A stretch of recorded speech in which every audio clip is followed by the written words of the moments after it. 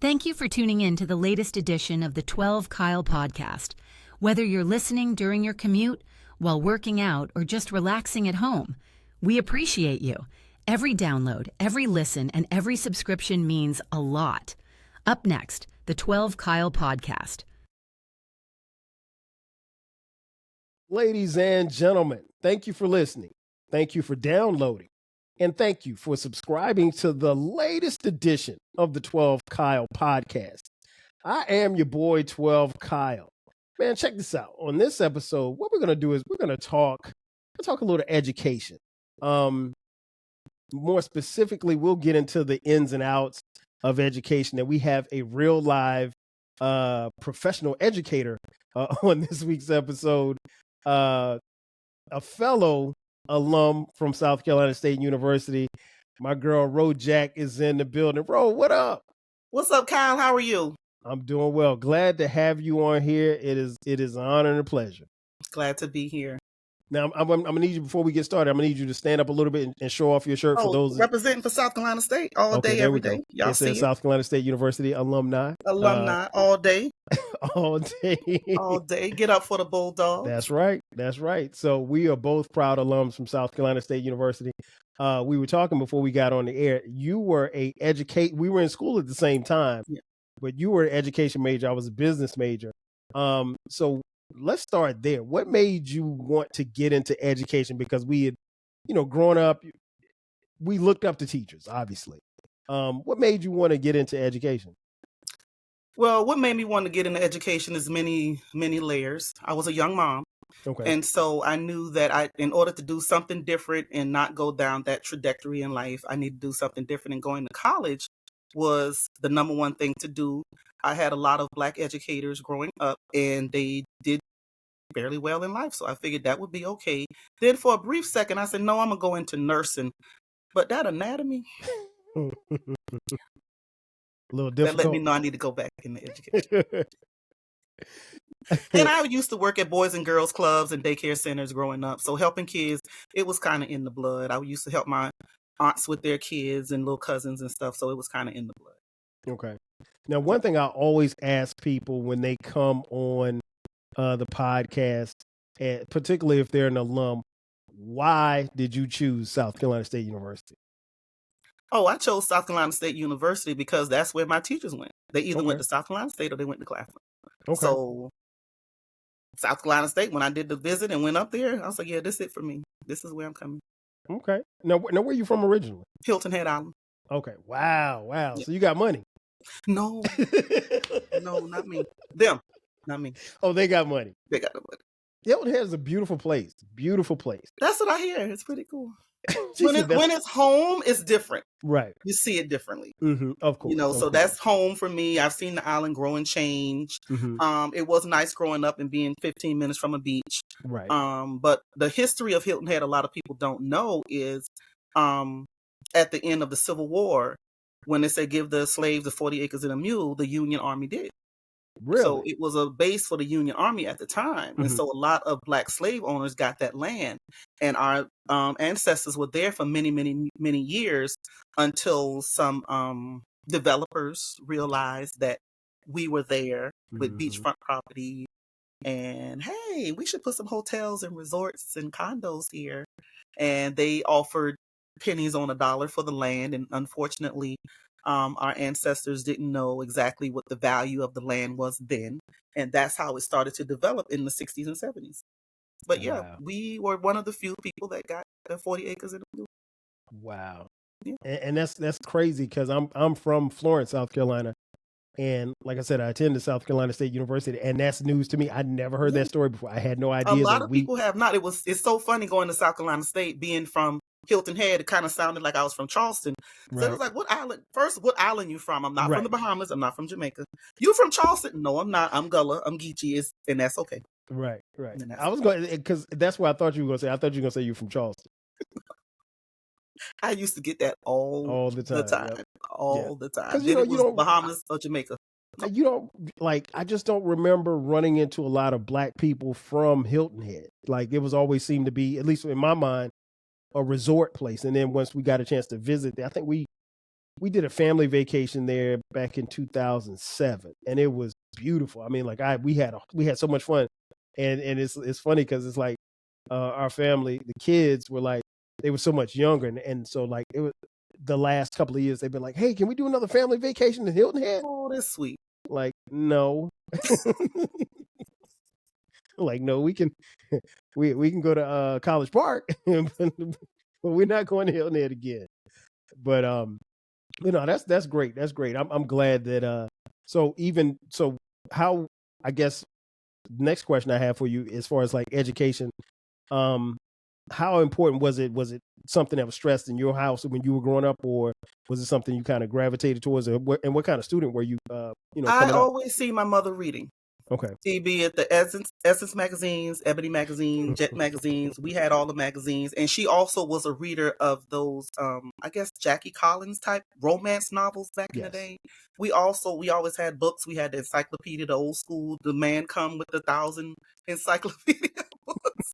We had those, so education was very important in our household, and we also would go to an after school program where we had those ladies, really was like, y'all got to do this work, y'all got to make us proud. And some of them actually, because Hilton Head is very close to Savannah, it's like 45 minutes from Savannah, and one of the ladies was marching with King when he would come to Savannah in the 60s. So she would always instill in us, y'all got to get this, y'all got to do it. We fought for y'all to get y'all education. So, we have to be better than the next generation and take advantage of the education that y'all are getting here that we fought for. Okay. Now, once you got to South Carolina State University, we were talking earlier before we got on air, Turner Hall, education building. I spent I had a couple of classes in there, and I had fun in those classes, but I was thankful that I didn't have a lot of classes. It's not an easy, even though we produce a lot of educators, it's not an easy department to get through. What was the most fun in that department did you had, and then the most challenging class that you had? Well, I want to say not fun per se, but I do still have friends from that's still teachers, they're counselors, principals now, that we are still connected 30 plus years later because we are in the education field and we went through Turner Hall together, had to do internships at Felton Lab or, go to that school and learn about the ins and outs. And we had to shadow different teachers and see what they do to learn how to be a good teacher. At one point in the 90s, South Carolina State was producing the most teachers in the state. Wow. In it, that we were pumping them out. Mm-hmm. We would have graduate 300-400 teachers. So that was a lot. Now, unfortunately, because things have changed, times have changed, the numbers have dwindling, and a lot of college students are not going into the profession. But during the 90s, when I was there, we were the number one producer of teachers in the state over, them two other schools. There are no other schools. I'm just putting it out there in case somebody wants to say That's something. amazing. I mean, to hear that, I knew that we produced a lot of educators. I didn't know that it was at that volume. Yeah. So what was the most challenging class in Turner Hall when you were there? It wasn't per se challenging, but we had a teacher, I cannot remember her name. She was serious about her profession. Mm-hmm. She was a perfectionist. So we would have to go up into the class and like mimic, writing on the board and turning and teaching. She literally went up there behind a young lady and erased everything off the board. We were sitting there like, oh, wow, this is not how you write on the board. What is this? This is not good penmanship. You will not go out there and have this stuff written on the board like this. Wow. And she wrote it nice and neat, nice in shapes, the letters, everything was perfect. Mm-hmm. This is how you're supposed to write on the board. She did not play. She took her job seriously. And that let us know that we have to take this seriously. We're not here playing games. We getting this degree that we pay good, hard student loan monies for. Right. And do it right when you go out because you're representing South Carolina State University as an educator in society. She did not play with us. She did not play with us. Love to hear stories like that. Yes. Love. I mean, and I tell people all the time, and we've mentioned it before in the podcast, like there's a level at most HBCUs, I would venture to say all HBCUs, where there's a bunch of people, the educators, all the way down to the faculty staff, to the, custodial staff, those people are vested in seeing you graduate. Like they're going to do any and everything they can to help you get to that point. And not stand in your way. And anything they can do, they'll help. As long as they see that you're progressing and you're trying to, to get to that degree. Correct. So going through Turner Hall, then you finally graduate. What was the post-graduation like as far as like what I guess your plans as far as what you wanted to do coming out? Did you go the way that you wanted to go, or you just kind of drifted like some of us did? Drifted a little bit, but the first couple years of teaching was rough because now your students are really your students. There's no mentor, there's no internship. When you do your student teaching, someone is there, you shadow them for a couple months, then they're yours, but you also always had somebody to lean back on. Those little kids are yours now. They got to do what you said to do. You had to have a plan. You had to have a strong rules and consequences. You had to follow through. You had to know when to be tough. You had to know when to give tough love. You have to know when to give the hugs and deal with the crying, and you just had to know how to balance it all. So the first couple years were kind of rough out there by yourself. Did you ever in those rough times, did you ever think about getting out of it? Absolutely. She said it with a straight face, y'all. Absolutely. What did I do? Why is he crying again? I don't understand. Why couldn't he stop crying? So what grades were you teaching at that point? Oh, I think it was first. Oh, wow. The little kids. Babies. The little ones and babies. Yeah. I started in elementary school for 8 years, and then I went to middle school for almost 20, and then now I'm back in elementary school. Really? So is there a preference as far as middle school or elementary school? Now that I'm back in elementary, I appreciate elementary more. Really? Okay. Yes, because with middle school, the hormones, the attitudes. You remember those days? We were like that. Okay, so how different are kids today? Because you and I are same age. Mm-hmm. How different are kids, now as opposed to in elementary school, as opposed to how we were in the 80s? To me, when we were coming up, and I know for us, our parents were very heavily involved. Right. The community was involved. It really was. It takes a village. There's no village now. Miss Mary got a problem with you talking to her child. Miss Susie got a problem with you talking to her child, and they're neighbors. In the same community, in the same area. They don't want you to discipline or talk to their kid in any way, shape, or form. Ma'am, I'm your child's teacher. I'm not here to hurt your child. I'm here to tell you what your child did or said in the school. Your child threw a book at me. I need to tell you that your child threw a book at me. Well, he said you made him mad. That's why he threw the book. What you said to make him mad. Ma'am, this is my classroom. And you believe him? Your child has had a history of having anger management issues and throwing things. Well, he said, you said, and I believe him every time. Back then, when we was growing up, our parents automatically believed the teacher. Of course. Yes. If the teacher said Johnny threw the book, Johnny threw the book. He threw the book. And there's going to be somebody snitching too. Oh, yeah, I saw him throw the book. I see him through the book. Miss Jackson just told him stop sleeping in class, and he threw the book at the back of her head. Right. Nowadays, they don't believe nothing. A lot of them don't want you to discipline, talk to their kids. Don't tell them nothing. Kids will even tell you can call my mama, she ain't gonna do nothing. Wow. You can call her, she don't care. Yeah, so but if they don't get disciplined in school, then where do they get disciplined? I mean, and because they're clearly not getting it at home. Exactly. Unfortunately, when I taught 8th grade, I used to tell them, you can listen to your parents, me, the principal, whatever teachers you have, or you're going to listen to the police and the judge. The choice is yours. You have to start listening to someone. You just can't do what you want to do every time. And if somebody tells you no, it's okay. I said, I'm not here to hurt you, but you can't do what you want to do all the time. Right. There are rules in society that I have to follow as an adult. There's rules in this building as a teacher I have to follow. And it's okay. You can't just do whatever you want to do all the time. It's okay for somebody to tell no, and you get corrected. A lot of the kids don't want to be corrected anymore. They think their way is always right.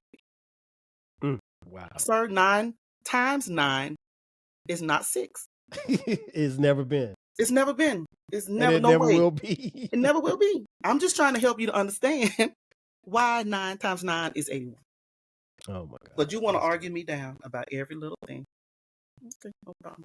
That's crazy. So that's what I've noticed the biggest difference of. We don't have a community amongst ourselves with parents supporting schools, supporting administration like we used to have back in the day. There's no longer it takes a village mentality. Don't talk to my child like that. Ma'am, your child is running down the hallway and slapped 3 people. What do you mean? He said, okay. You know, it's funny. I literally just saw a story yesterday on the news. Unfortunately, it happened in my high school at Wilson High School in Florence, South Carolina, and there was a situation where a kid was vaping, and they were vaping in the bathroom, and they had some type of reaction or whatever like that, and so they had to take the child to the emergency room. He was fine or whatever like that, and obviously they suspended him for vaping at school, and the mother who was eventually interviewed, she said, I agree with them suspending him, but somebody should have been monitoring the bathroom to prevent him from vaping in the bathroom. And I'm like, lady, do you hear what you just said? Like, first of all, if you can't have somebody monitoring, you can't have cameras in the bathroom. I don't know if you adult, I don't know if you want an adult in the bathroom with the kids. Right. That ain't gonna play in no place. It's not gonna work. Nowhere. And it's almost like, she understood to some degree, but she also wasn't taking responsibility to say, hey, I'm a parent. Because trust me, what I took from the story was, if the kid's vaping at school, he's probably vaping at home as well. Home. So, I mean, dealing with discipline issues in the educational system, I mean, obviously that's something that it kind of comes with the territory, comes with the job. How has discipline or being able to discipline children in the educational system changed over the years? It's become a little tougher because there's so many steps now that we have to go through in order to, let's say, suspend the child. Right. If they, let's say Timmy and Bobby were in a fight. What caused the fight? Did they talk to the counselor ahead of time? Who knows their history, their record? Is Timmy always an aggressor? Did Bobby push him? And we have to follow a lot of steps, a lot of times to get kids in ISS or OSS now. Wow. Whereas in the past, you go home for 2 or 3 days. It's a given. That's it. It's a given. Now there are a lot more steps in the process to see what can we do to help them. Were any steps in place throughout the school year that could have prevented this? Was he in any type of program, mentorship? What is going on in his home life? The mama feels though he is justified, so now that could be an issue with, instead of 3 days at home, maybe 1 day at home, 2 days ISS, maybe no days at home. It's becoming a lot more difficult. Wow. It's become a lot more difficult. It's funny because I had one of my best friends who's also an SC State alum, teaches here in Metro Atlanta, and he was telling me, like, he had this one kid, he teaches high school, and he had this one kid that like missed like 45 days. And like, he was like, I was like, so you gonna give him an F, right? He was like, no. I was like, what you mean? He's like, you can't fail him. Can't fail him. I was like, so wait a minute. I was like, so if you got 180 days to go to school and 45, you got 45 unexcused absences. Yep. You still got to pass this kid? He's like, yeah. Yep. That's crazy to me. It has changed so much because back in the day, you missed like, was it 10 days or something like that? 10 days. Yeah, you could only get like 10 unexcused absences. That was it. You failed that grade. Not anymore. You can't fail them. You can't give them, some districts, I'm not going to call any names. You can't give below a 50. You can't get zeros. What? There's a no zero policy in some school districts. Man. So even if I don't do my homework, I still get a 50. Mm-hmm. Wow. And I pass. And you pass. Because they feel as though if you get a 0, it's harder to pull it up and help them pass. At least if they got a 50, they could do some of the work to help them pass and get over that 70 hump. Yeah, but if I didn't do the work in the beginning to get the 0, to get the 50, then what makes you think I'm gonna do the work even more now going forward? Correct. And a lot of kids have figured this system out. Of course. A lot of kids have figured the system out. Wow. So they take advantage. And they know that a lot of parents are going to support the foolishness. Of course. So, one of the questions I always ask educators, how was COVID?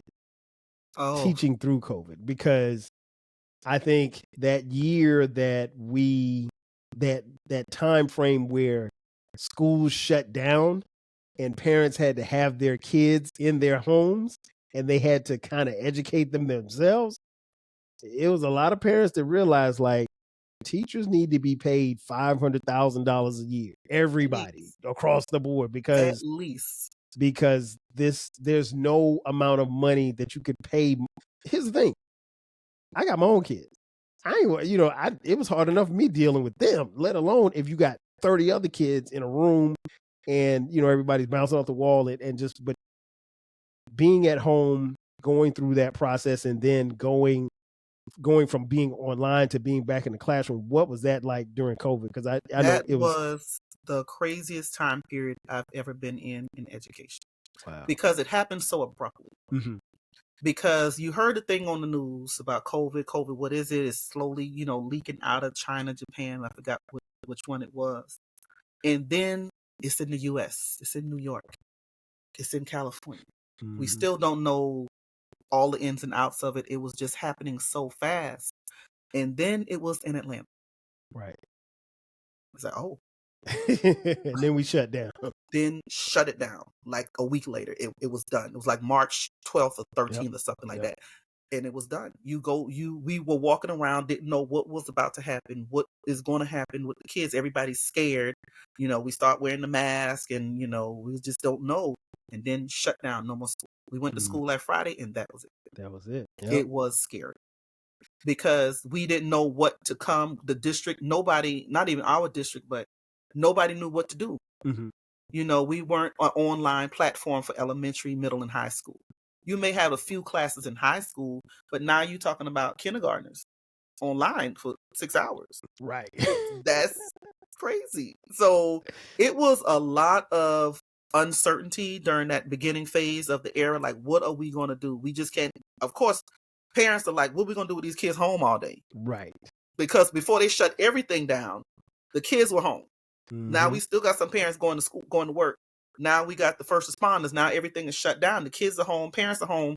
What are we going to do all day for 6 or 8 hours? Normally my kid is gone, but now I got to feed them breakfast, lunch, and dinner. But I can't go to Walmart, or I can only go to Walmart. It was a lot. It was a lot. My 2 boys were in high school. And I'm like, ooh. Well, what's interesting? We had one in high school, one in middle school, and one in elementary school. And looking back on it, they adjusted pretty well. And because they're pretty good students. Well, I'm not gonna say pretty. They're really good students. And they adjusted well, but it's just trying to make sure that they stay focused throughout the whole time. Because after a while, it got to a point where they were like, "Okay, I got my work done. It's 12 o'clock. Why can't I play video games?" I'm like, "No, you still got work to do. You're still in a class." "No, well, we don't have to report back anymore today." And I'm like, "Wait, man, you ain't got to report back." So, and fortunately, I feel blessed the fact that I was working from home at the time, and my wife was working from home. So it wasn't a huge adjustment. It was just the fact that we were all home at the same time, we had never been like that. But what about the people who didn't have computers? What about the people who didn't have high-speed internet? What about the kids who really benefit from being in a classroom as opposed to being online? Because those were major adjustments that we had to. I was in DeKalb at the time, and we started getting a lot of emails and phone calls. The school district did have to provide laptops and did have to provide high-speed internet, and had little Zoom or Microsoft Teams sessions on how to do a lot of that, because again, it was so new for us. You may have a meeting here or there on Zoom or Microsoft Teams, but teach a whole class out of the blue. Here, this is what we're about to do. So we were learning. A lot of us were learning it as we were As teaching you it. going, right. Like if you get on Microsoft Teams and navigate the classes, how do you make the windows? How do you go into breakout sessions? How do you keep them engaged? You would hear kids snoring. You would hear the mama being the mama in the background. Right. Another kid in another class. Like you said, you had elementary, middle, and high. So they're online all three at the same time. Mm-hmm. So how, certain families may not have a nice size home. They might all in one apartment, sharing the kitchen, the living room, a bedroom, and you can hear them in different classes Right. at the same time. You got to tell them, okay, Michael, I need you to mute it. I can hear your mama cooking breakfast.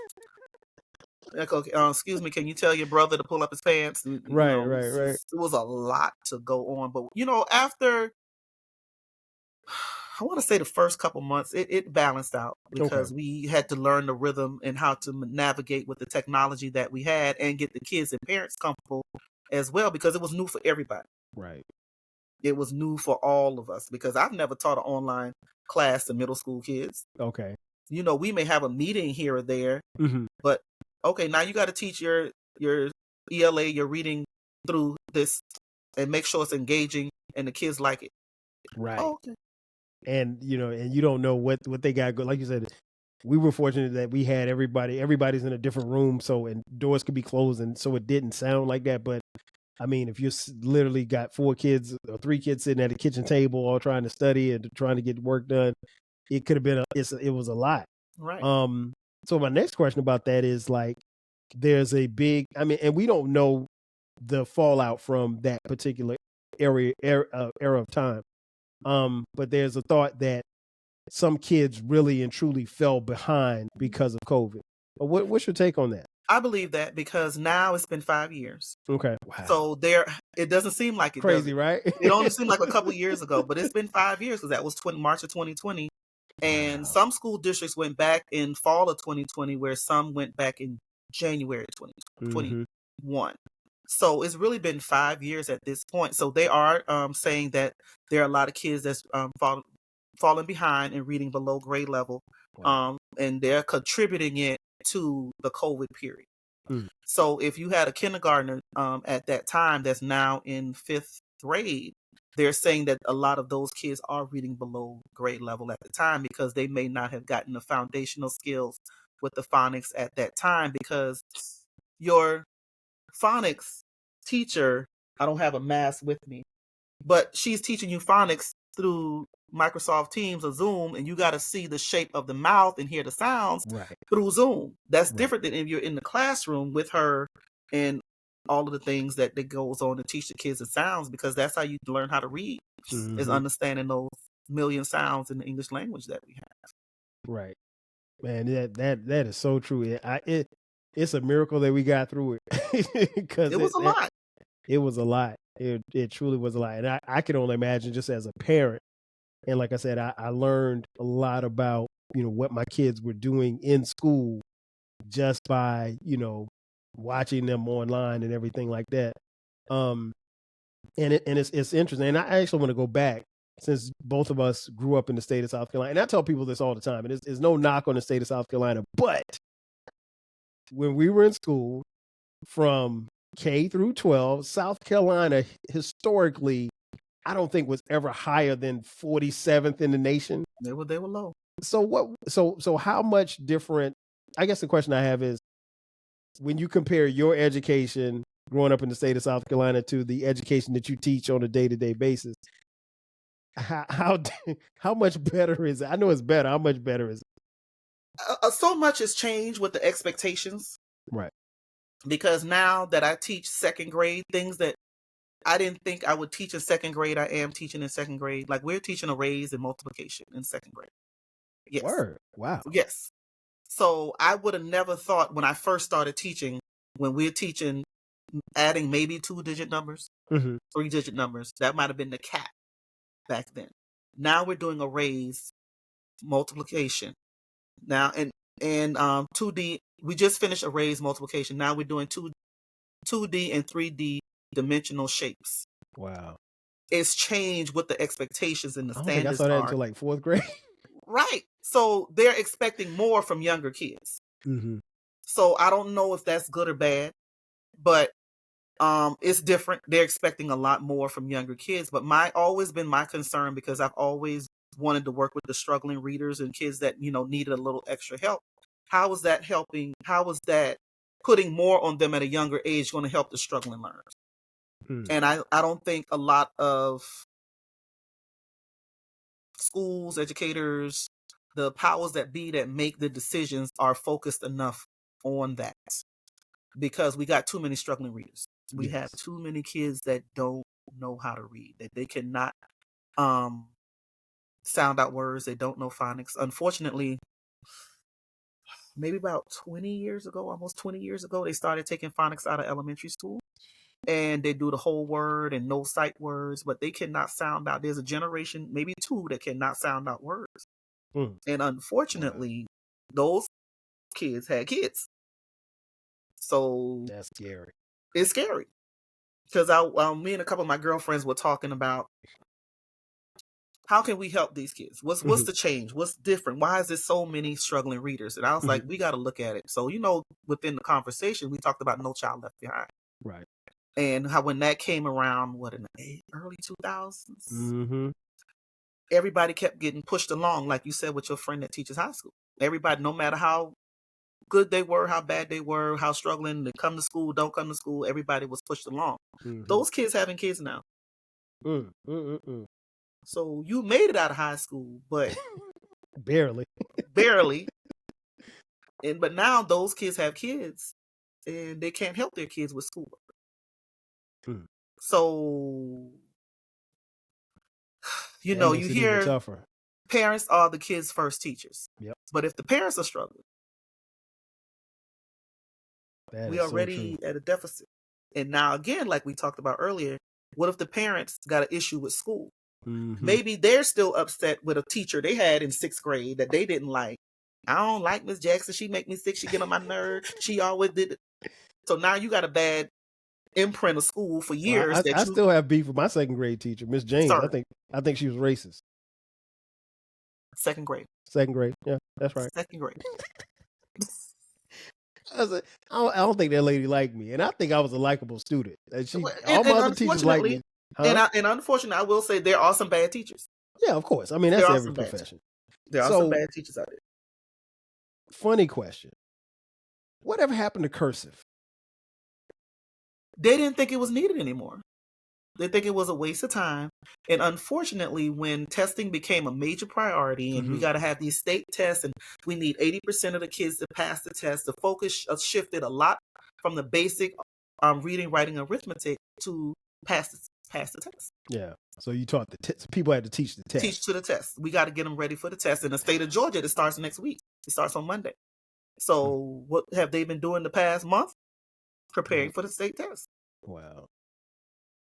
I miss Cursive. Cursive, the generation needs it. Yeah. They cannot sign their name for anything. And that's the only thing that they should know how to do in Cursive, but they can't even do that. They can't do it. So last year, when I came back down to elementary school, my 3rd graders, they kept asking me, did you teach Cursive? I said, we'll do it after state test. Okay. After testing, I'll show you how to do it.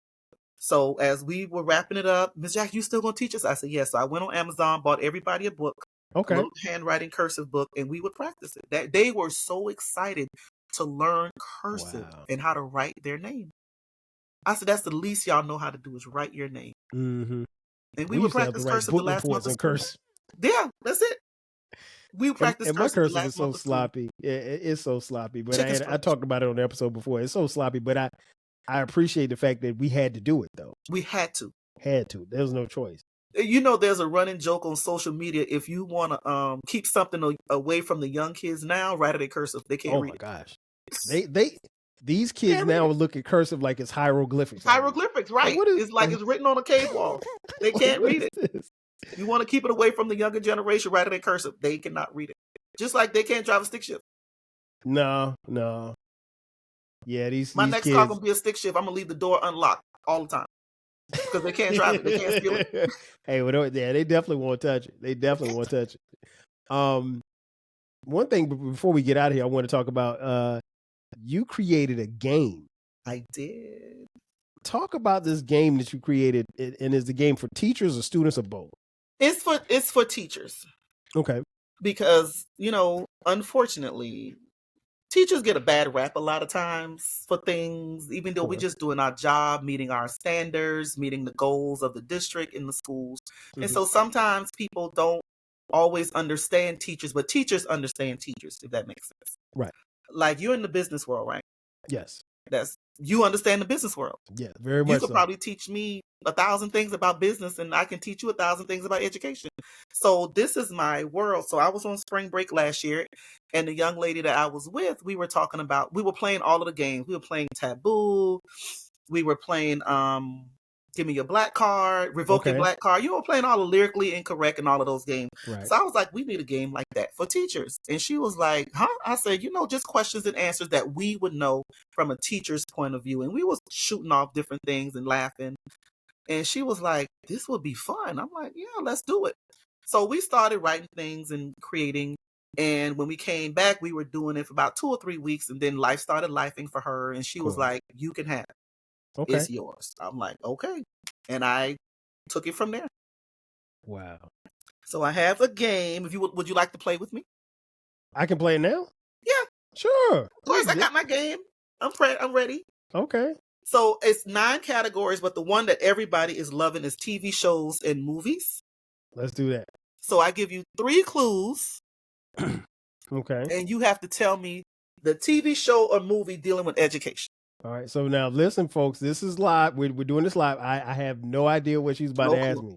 So you're about to see how smart I am, or maybe not.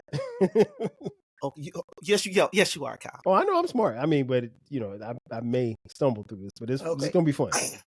Joe Clark, East Side High, Dear East Side. That's Lean on Me. Right. So it's think Taboo for teachers. I will give you the card, and the person with the most at the end wins. Okay. Books, colorful, LeVar Burton. Reading Rainbow. Reading Rainbow. Very good. There you go, Okay. Kyle. Okay. Arguments during segregation, Denzel Washington. Damn. I see the movie. They were like debating. Yeah, come on. Before that word. The Great Debaters. The Great Debaters. There we go. There we go. Okay. Good. And so I would give you the card and you do it. A couple more. Football during segregation, Denzel Washington. Remember the Titans. Right. One more. Lawrence Fishburne, Angela Bassett, Keke Palmer. Wow. Keke was a little girl. When you said Lawrence Fishburne, Angela Bassett, I was thinking, what's love got to do with? That's not educational, Kyle. Now, Tina, we got to show it in San Antonio. We got to show it in Phoenix. We got to put some stank on that thing, Tina. But see how the game can lead to jokes and other things you're thinking about? Right. Because somebody said not Baby Boy, the other one. With Angela Bassett and Boys in the Hood. Boys in the Hood, yeah. Okay, and Keke Palmer was in a movie. She was a little girl. Akilah the Bee? Yeah. Wow. One more. Basketball, Lock the Gym Doors, Samuel L. Jackson. Coach Carter. Yeah. I only know that because my sons have watched that movie 1,000 times. I love it. I don't even think I've ever sat through the whole movie, but they will watch that, and if they will just pull it up like, hey, let's watch Coach Carter. I'm like, it's so good, Kyle. You have to watch this movie. I've seen it. I just hadn't sat through all of it, but I've seen. No, you have to sit down and watch it from beginning to end. Okay, I'll do that. It is a good basketball movie. I'll do that. It is very good. My son will be proud of me. Samuel is doing his thing. He's incredible. He is incredible in that movie. Samuel is doing his thing in the movie. So this is one of the categories with TV shows and movies, and I have 8 other categories from teacher during the pandemic, things teachers might say, things students might say, acronyms, fill in the blanks, etc. Okay, and now tell folks what's the name of the game. The name of the game is titled Teachers Night Out. Okay. It's on my website, Card Games, 4 Educators. Okay, and I'll have that link in the show notes as well, so folks, you can click it and purchase the game. You don't necessarily have to be a teacher to get the game. You do not have to be a teacher. And if you're smart or like you me, can gift it to your favorite teacher. Teacher Appreciation Week is coming up in a couple weeks, leading up to Mother's Day. There you go. There you go. And if you're smart like me, you could play with your friends and everything like that. Right, of course. That is so dope. Before we get out of here, anything else you want to plug? Or maybe tell folks where they can find you, or I know you're building your social media. I'm building my social media up. I'm on social media as Teacher Timeout _Rojack. My social media handles are rrojack, RHOJACK. On Instagram and TikTok is Teachers Night Out _Rojack. Okay. But come and follow me. I pretty much post teacher stuff, teacher jokes, teacher funny stuff, because we are our own little fraternity and sorority. We have to uplift and support each other. We still believe in education and helping the kids. We just need parents to help us along the way. And we need support from the community like back in the day. It does take a village. We need our village to be solid again. Amen to that. Amen. And you're a huge sports fan. Oh, basketball all day. I got the game on right here. I got the game on. I love basketball. Huge basketball fan. Huge basketball And fan. again, she's a proud SCSU alum. South Carolina State will win the MEAC next year. All day. Did you? Go ahead. Why A&T got us coming to their homecoming to beat up on them? I mean, why they did that? They're glutton for punishment, but we'll take care of it. Absolutely. Y'all really thought y'all was going to do this? I mean, I would love to go. I would love to go. So shout out to everybody listening or watching from North Carolina A&T. We'll see you at your homecoming. We'll see y'all in October. I think it's October 11th. We'll see y'all at your homecoming. A week after our homecoming. Yeah, exactly. So after we beat Savannah State, we got to drive up to Greensboro and beat A&T. Because our homecoming is the livest homecoming in America. Y'all know that. You already know. You already know. You already know. I don't know what a G-Ho is. That's going to do it for us. So for my girl, Rojack, I am your boy, 12 Kyle. We want to thank you all for tuning in. Definitely appreciate the love. Make sure that you go and support. Again, the links will be in the show notes. Ro, thanks for coming through. I really appreciate it. Thank you, Kyle. I appreciate this conversation and the opportunity. Next time, you got to bring me on so we can talk about education and hip-hop. Say less, as the kids say. That's going to do it for us. I'm your boy, 12 Kyle. I'll catch you guys next time. 5,000. Thanks again for listening to this episode of the 12 Kyle podcast. If you enjoyed this episode, make sure that you hit the subscribe button and share this podcast with a friend who needs the 12 Kyle podcast in their life. Every listen, every download, and every share helps us grow. Thanks for being a part of the 12 Kyle podcast community. We appreciate your support. We will catch you next time. 5,000.